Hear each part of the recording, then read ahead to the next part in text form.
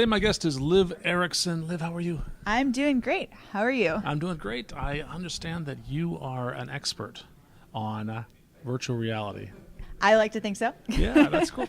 Virtual reality, I actually don't know very much about virtual reality at all. Can we tell me what is virtual reality? Yeah, so a lot of people have the image of kind of the Matrix style or a holodeck style virtual reality, and obviously in 2016 we're not quite there yet. All right. But it's kind of impressive over the past several years how much virtual reality has started to grow and come into the mainstream kind of technology trends. So back in 2012, Oculus started to get really big because it was the first affordable consumer head-mounted display. Yeah, we have an Oculus right here, don't we? We do. This is the second developer kit that Oculus has released, and their consumer edition will be out sometime within the next couple of months. Oh, this is a prototype here. This is like yes. a you got to know somebody to get one of these, right? Well, they were actually selling both the developer kit 1 and 2, Okay. I think 2012 and 2014 for each of those. And the consumer devices are landing now, but a lot of people have actually started to focus on a couple of different types of virtual reality. So the Oculus is an example of a head-mounted display that you'd plug into your computer, and everything runs off of the graphics card and is powered by whatever desktop computer you plug it into. I see. So this is really kind of a dumb device. It's the computer that's running everything. Yeah, a little bit, yeah. This has a couple of, I can show you, and then I can show the camera, some lenses in there. There's a screen in here. Prototype hardware, this was all just mobile components, mobile phone shoved into a head-mounted display. Oh. But it has a couple of cool things that help make it a little bit more immersive. So with this display, and I don't have it with me, but there's a little camera that attaches to it, camera-type device that will track where you are in the 3D space within a certain distance from your monitor. So you can get some positional tracking there. You get the head tracking and orientation tracking there. Some of the desktop components will actually be full room scale. The HTC Vive will do a 15 by 15 foot room. So you can actually move around within a much bigger space. Okay. And then on the other end of the spectrum, you have mobile phone based hardware and mobile phone virtual reality. Okay. And in those situations, the head-mounted display could be something as simple as a piece of cardboard with lenses stuck in it, which is what Google did. Yeah, I have a Google Cardboard, and it's funny, I actually have a Windows phone that will fit inside of my Google Cardboard. Yeah, that's the great thing about the mobile devices is that it's entirely based on the software. So you can run it on iOS, Android, Windows Phone, and the headsets are not locked into any particular platform. Okay. So we've started to see that as being kind of the lowest barrier to entry for VR experiences, and everything in that case is just powered by a mobile phone. All right. And so what are we doing with this? What kind of applications are we running? Are they games, are they entertainment, are they business applications? You really are already starting to see everything across the board being developed for VR. There's two major types of applications. There's 360-degree video and passive content, where the viewer is just watching what's going on around them. Okay. And you have interactive content, which is generally something that's computer generated and rendered in real time as the user is experiencing it. In terms of the types of applications that are being built, you are seeing a lot of games. Gamers tend to have the hardware that's required to run high-end virtual reality experiences already. Okay. But you also are starting to see really interesting applications of video journalism in 360-degree videos. The New York Times shipped cardboard viewers with their newspapers a couple months back and actually have their own application that they do immersive journalism through. Immersive journalism, define that. It's generally it's a form of journalism where they actually will capture what's going on in a particular time or place at a given event in 360 degrees. So they have specialized cameras that will capture the entire world, so the viewer can actually be immersed in whatever experience is happening. Okay, so let me take this. This is sort of another step beyond. Originally, we had printed newspaper. We would read about a story taking place in Asia, for example, even though we're here in the United States. And then we had television. We could watch the reporter standing in Asia somewhere and reporting from the scene. And now we can almost immerse ourselves and look around and actually see what's going on in Asia and walk around a corner and explore that area. That's more like that, right? Yes, and you in this case essentially are seeing exactly what the reporter has seen. So they've done some video content over, with the refugee crisis in Syria as an example. After the attacks in Paris, they had videos that they were streaming, so you could actually be present at the memorial services. They've started live streaming the Democratic and Republican presidential candidate debates, so you can watch them as if you're actually there in the audience. Interesting. Yeah, so then on top of just kind of the journalism, the gaming aspects, there's a lot of other interesting applications around education and being able to immerse someone in, say, a foreign language learning environment where they can actually see the objects and interact with objects and train themselves as if they were in a real world experience. So I guess that's pretty good. it's it's actually really fascinating to see how we as humans are so spatial that even just being in an environment where we can kind of manipulate the data that's around us tends to be very beneficial for learning purposes. I would think learning something like auto mechanics would be even more practical than learning a language, because it is physical as opposed to verbal. Yeah, and training in situations that would otherwise be incredibly costly to simulate in a physical environment is another big one. Very cool. And you're not just playing with this stuff, you're building virtual reality applications. Tell me about that. So it's actually really fascinating that even at such a young kind of age for this technology to be hitting consumer markets, virtual reality has been around for a long time in various forms, but people weren't really developing for it at the rate they are today. And it's kind of been fascinating to watch the evolution of the developer tools as the hardware itself is developing, because a lot of the times the software is actually outpacing what the SDK or the runtimes will be able to support. And people are having to update that constantly because so many people are building experiences based on, what's happening at runtime and with the hardware, and they're making a ton of changes and then sitting around like, okay, now when's the next version of the SDK going to come out so we can update this and be ready for when the consumer device is There's sort launched. of a leapfrog between hardware and software in every aspect of the computer industry. Yeah, but in terms of actually developing for it, there are a ton of different ways you can actually do this already. So a lot of people use a middleware service, so a game engine like Unreal or Unity, to build 3D content and applications out for VR.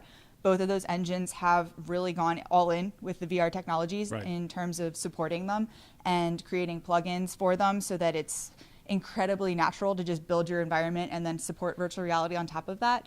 All of the different device manufacturers have their own SDKs, so you can write that code natively in C, C++, C#, whatever really you're familiar with, and can wrap around the applications. Because again, these are just applications that you'd run on the desktop computer or on your mobile phone. So the development environment for that is very similar. My recommendation for people who are just getting started with VR development is to learn Unity or Unreal, especially if they've never done 3D development, because those editors have a lot of really powerful capabilities for producing 3D content and building 3D environments. And they can take care of things like the physics engine, drop that in, or the assets you can either buy or borrow from other people. Exactly. If you're not artistically inclined. Exactly. And even kind of outside of those game engines, the web is actually starting to be a platform that's emerging as having a lot of potential for VR. Now, a lot of modern browsers don't support frame rates as high as you need for virtual reality experiences, but we're starting to see browsers support stereoscopic rendering and offload a lot of the hardware capabilities to the browser, and they'll handle transforms and applying updates. So in your application, you can actually write JavaScript on top of WebGL and play around with different devices. They automatically support mobile or desktop. The browsers figure all of that out for you. So do you mean that you're watching a browser, but you're wearing these goggles, but you're seeing the browser inside the goggles? Yes. Okay. Yes. And so you can build really cool, immersive websites that don't need to be installed on different devices, that'll work across different platforms, that'll automatically adjust whether you're in a VR headset or not versus whether you're a desktop or mobile experience. Oh. And so it might flatten it out, for example, if you're on a desktop. Yeah. On a desktop 2D screen, you'll just see a regular WebGL canvas. Okay. In VR, that'll be rendered stereoscopically, so you're more immersed in that content. Oh, interesting. There's actually also a number of markup style languages that are being developed to make it even easier for new developers to kind of get started with that, and they don't have to worry about the stereoscopic rendering. They don't have to worry about writing complex 3D environments and meshes themselves. They can actually just utilize a lot of the tools that developers are making to enable that. So an example of that might be A-Frame, which is a project that Mozilla is working on that is just a very much HTML styled language for building VR objects. Wow, fascinating. Yeah. What have you've built some applications yourself? Yes. What's your favorite one? So I had this problem where I was demoing a lot and I didn't ever have a consistent demo that worked and was age appropriate for kids. And I did a lot of demos to kids, in the 13 to 18 year range, like middle and high school. I bet they love this stuff. They do. Kids love VR.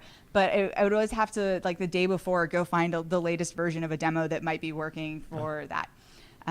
And so I built an application called Kitten Vr, which is essentially a first-person shooter, but instead of shooting the kittens, you're collecting them and returning them to their parent cat. Oh, that's cute. It was a lot of fun, and it's still the project that I use the most often when I need to go learn something new. I'll go and figure out how to implement that into Kitten Vr and integrate that in. I really, really love that one because it showcases how easy it is to get up and running with Unity almost immediately. But then I'm also been playing a lot with WebVR tooling recently. And I think that there's just a ton of potential as, because web developers are a huge group of people, like with the web and how. Yeah, and that'll ease the transition from web development into VR development. Yes, exactly. And I love when web developers will look at me and be like, oh, I can't build for VR. I don't have any 3D development experience. And I'm like, actually, but this all will help you with that. And they didn't realize that was an option. Right. And I love seeing new people who are coming in from outside of the VR and gaming industry start to see where those applications can really shine that utilize the vast amounts of data that we're already collecting in web services today. Very cool. Yeah. Now this is what you're telling me is great. It's very inspiring. But really, to get to the meat of this thing, people are gonna go to learn about it. Where's a good place to start if they have no experience? If you have no experience, I have a GitHub repository. Oh, what is that? It's misslivyrose/learnvr. Okay. And that's actually what I'm using to personally collect all of the information that I use to learn about VR and give a lot of intro content. I've actually found it kind of difficult to find a condensed place to learn virtual reality development because there's so many different approaches you can take. I see. But, if you want to learn Unity has great documentation and tutorials. Yes. If you want to learn Unreal, they do the same. All of the different kind of silos of VR development tend to have a lot of great content around them. It's just a matter of figuring out how to mesh those all together so that people can form a cohesive strategy around what do I want to build and where do I start looking for that.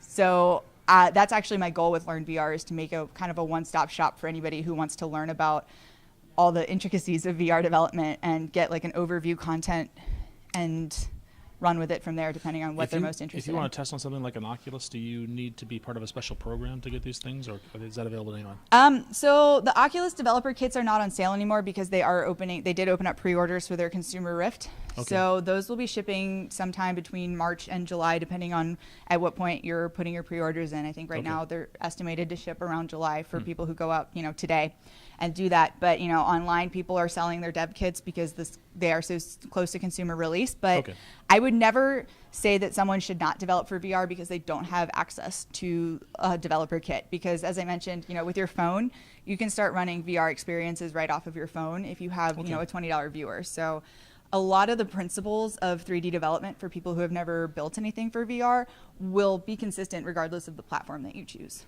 Oh, excellent. Yeah. I happen to know that you are speaking all over the world about this. Yes. What's coming up for you? Where are you speaking next? I've got a couple of local conferences in San Jose and the Bay Area that I'll be at. I'm flying out to Philadelphia in April for 2 conferences. I love Philly. And in June, I'll be flying out to Scotland and giving a keynote at Scotland JS. I've never been to Scotland. I love it. It's been 9 years since I've been to Scotland, so it's been a really long time, and I'm really excited to go back. Liv, thank you so much. Yeah, thank you.